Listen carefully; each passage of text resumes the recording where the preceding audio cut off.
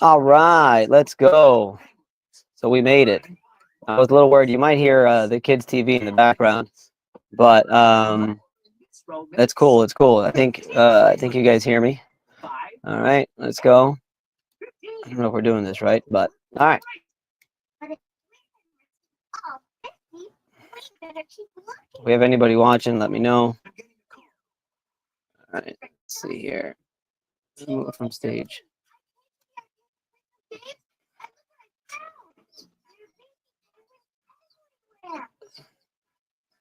All right, cool. I guess we're live. Well, I just want you guys to know the reason why I am dressed like this is because I am on a cruise. I'd like to welcome you to the Sunday Live, guys. Something that I really want to do that's very, very special. I'm very, very excited about. It's really a way for me to really talk about things that aren't just about the same thing all the time. And the same thing all the time that I constantly talk about is always what? Claims, public adjusting, insurance industry, and all that stuff. It's something that I'm very passionate about, but I've also am taking this opportunity to go a little bit more broad. I have over the years been a student. I've been quite a student for quite a long time. And by what I mean by that, I've been a student of marketing. I've been a student of sales. I've been a student of entrepreneurship. I've been a student of scaling your business. I've been a student of, quite frankly, everything that I learned with Commercial Claims Advocate on how to correctly build websites, landing pages, nurture sequences, lead magnets, and so on and so forth to properly market your business. I've spent a lot of money on all of these things so that I can continue to learn. Little did I know that I would end up really wanting to also teach a lot of it too and share a lot of that information.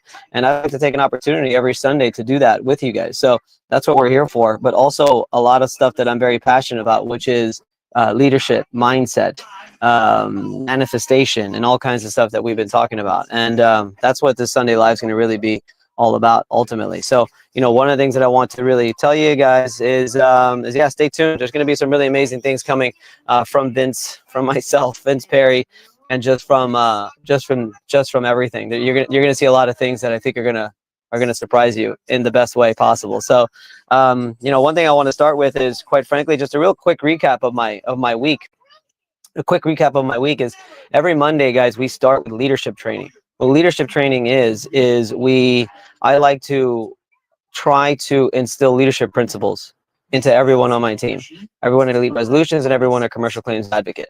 And one of those things, by doing so, and that, it's not leadership training where it's like the leadership team gets together. No, it's like everyone in the organization. I think with both other organizations now, we're up to about 15 people or so, maybe more, if you include everybody. And we try to get everybody on. It's not mandatory, but you know, I like to think that, you know, we've been pretty impactful in really instilling some of these principles. I will tell you that the mindset and yes, Tim, I do have kids, and he's right over there watching cartoons. So if you can hear the cartoons in the background, my apologies. But in regards to the leadership principles, it's really changed the dynamic of the entire team. It's really changed what's the word I'm looking for? Oh no, can I see your kids? Oh, who is that? Let me see here something. Are we on the right? I feel like I'm on the wrong. No, we're good. Yeah, Tim, no, you can't see my kids. What was I going to say? Yeah, so really just the overall, what I've been noticing is a very good positive attitude, positive mindset that has been going on at the organization. And I'm very, very excited about that. And because of that, you know, one of the things that we taught this week it's about a great book called Turning Pro. Turning pro is really about no longer being an amateur and actually going in and turning professional in everything that you do. Professional in your mindset, professional in your life, professional amongst your business and the way you work and everything around your life. And the main principle, the big idea that we were really attacking for the leadership training this past Monday was really in regards to fears and overcoming fears. And it's weird, but a lot of people have a fear of success. A lot of people have a fear of not being good enough, not being smart enough, when all these fears are just thoughts in your head. And if you know anything about the sort of the way your body is made up, it's really just, you are not your body, you are not your thoughts. You are basically a soul. You're a floating being full of energy, just like anything else, here, there, anything around you. And thoughts are just thoughts. You could easily change those. You could easily redirect those things, but they're not real. They're just thoughts, okay? And sometimes they help you remember things and so on and so forth. But for the most part, when you have these fears that are actually holding you back, you could change those. And a lot of them are also something called limiting beliefs that you have in yourself that you need to get over. So that's something that we instilled. I thought it was good. I was basically told the team that those thoughts and those fears that you have, they're all bullshit, and you can come over all of that stuff. So that's one thing that we did on Monday. So that's pretty cool. You know, one thing for me is that I've been I do have to tell you in regards to myself that I've had a lot of fitness goals lately, and I'm going to tell you that we're not all perfect. I've gotten off track, especially being on this cruise, but we're all human, we're all normal, and I want to tell you that we're going to get back on track with that big time. Really want to talk about business, right? Let's talk about marketing, man. Something that we were really going all in this week is marketing, okay? Elite Resolutions, we're on a whole other level right now on the marketing push. You may not notice it yet, but you will notice it. I quite frankly rather you not even notice it and notice it subconsciously because of the stuff that we're doing. And I want to stress to you guys, the first thing that you need to do if you really want to get your marketing on point is, quite frankly, look at your website. Take a look at your website and what is it like now. That's one thing we are diving deep in now, is the website that we've had for just about 2 or 3 years now. I personally like it. I think it's a nice website, but there's little things that you can tweak. You could put little call to actions. You could put little CTAs out there. You could put lead magnets to try to get people's information, to try to get those leads. But also, can I suggest that if you have a website, humanize it. Behind every small business, there's 1 or 2 or 3 people that really make that operation move. It's nice to know when somebody wants to use your services, who those people are, and that those people are there, that it's not some kind of big machine or some big corporation. So that's one thing that we are definitely doing on our end to try to tweak it a little bit. One thing that I would advise is that instead of listing all of your benefits and stuff that you do, make it more so that they are, instead of listing all of your features and the services that you provide, make them as benefits to them. So for example, that we're changing right now with the Elite Resolutions website is we have a list of services that we provide. No, I'd rather it be a list of benefits. By a list of benefits being, you know, we'll take care of your claim from A to Z. We'll gather all the documentation for you. We'll photograph the loss for you. We'll put together a claim package for you. We'll handle, like I said, we'll handle your claim from A to Z without you having to do anything. We'll answer all of your phone calls when it comes from the insurance company. Those are the benefits that a public adjuster provides. Not just you know, inspection of the loss, negotiation, or other stuff. You know, you want to try to really list the benefits that are provided to the actual person that's looking to use your services. And then another thing, one last thing I'll say in regards to your website is your testimonials. Okay, put a face behind the testimonials, not just some kind of quote. Put a face behind the testimonials, and I would say put a video. If you can, a video testimonial. So again, it's real people out there that are actually, you know, using your services and enjoying your services. Depending on what you guys are here for, most of you guys are probably public adjusters. So another concept is you definitely want to, you know, obviously raise your prices and have some kind of upsell. It's kind of difficult in our industry to do that. But if you are watching and you own a company or you sell a product, you might want to look into raising your prices. Most people have to do that. Yeah, why are you asking about his kids, you weirdo? I agree with that. All right. Google My Business is the last thing I'll talk about in regards to marketing, guys. You have to have a Google My Business. If you don't, you're crazy. Get a Google My Business. Optimize it with photos, services, products offered. Geotag your photos as well. That will help also. And just get as many reviews as possible. Start asking those clients as soon as a claim is over, or even in the middle of the claim, something good happened or whatever it is. Go and get yourself a lot of reviews. It's very, very important that you get those Google reviews, because I can tell you since Hurricane Milton, we've had a lot of our leads come from Google My Business. Okay, and that's really what I want to talk about a little bit, just marketing. I'm very excited because we've got. I want to tell you guys that we've got an event coming up. We've got an event coming up here in. For Matt Mulholland in Tampa on February 4th, the day of my son's birthday, as a matter of fact. And we'll be celebrating his birthday in the morning and in the evening. But right there, 2 o'clock, I will be speaking at this event, and I'm gonna go deep dive into marketing, sales, but also leadership and mindset. I can't wait. I'm gonna rock that thing. We're gonna knock it out of the park, man. So that's exciting, guys. The mastermind that we're doing right now, we're still growing, about a member a week. And we're pretty excited about what's happening there and the impact that we're making with the mastermind. If you want any information in regards to the mastermind, just leave a comment here or send me a DM on Instagram. That would be a great way to do it as well. Or if you're interested in purchasing tickets, I did leave a Stripe link to this event on February 4th. That's hosted by Matt Mulholland. You might want to go ahead and purchase that, because like I said, I think it's what, $85 with the promo code. And yeah, that event's going to be worth $8,000 when all is said and done. I can guarantee you that with some of the things that I'm going to give away there. So that's pretty much it. Last thing that I wanted to talk about, which is going to be a little surprising, not something that I normally talk about, but really probably about income diversification. What I mean by income diversification, guys, there's no reason why in 2025, in living in the United States, should you just have one stream of income. Okay, and by other streams of income is, quite frankly, like, what is it that you're doing to also make money on other things besides what you do for full time? So I always recommend people who are public adjusters should actually start with public adjusting as their extra stream of income. Don't forget that. It's very, very difficult in public adjusting, and I'll tell you why. Not only are you growing your business and establishing networks and relationships with people like you do in any other business, but the other big difference, guys, about public adjusting is you do not get paid up front. A lot of services and a lot of products are sold and purchased and money deposited in your bank before anything even happens.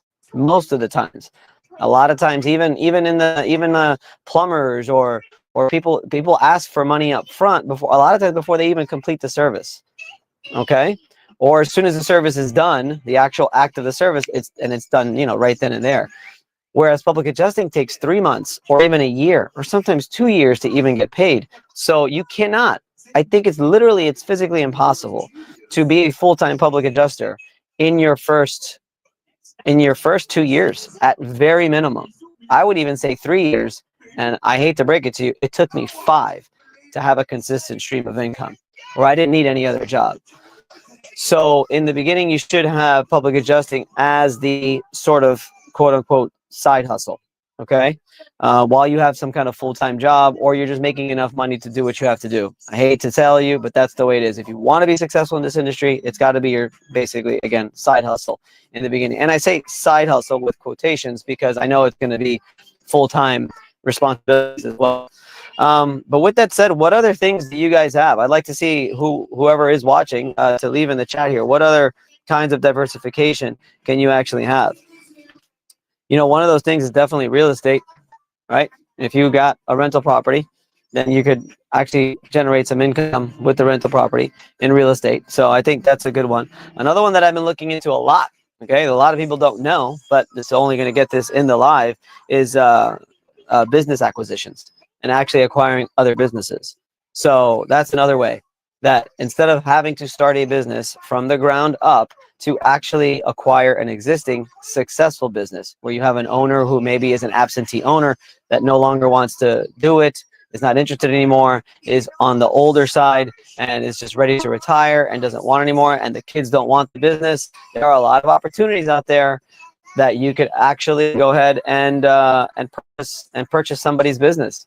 And quite frankly, with the SBA loans that are around, you could actually get a 90% loan if you do want to go ahead and purchase a business.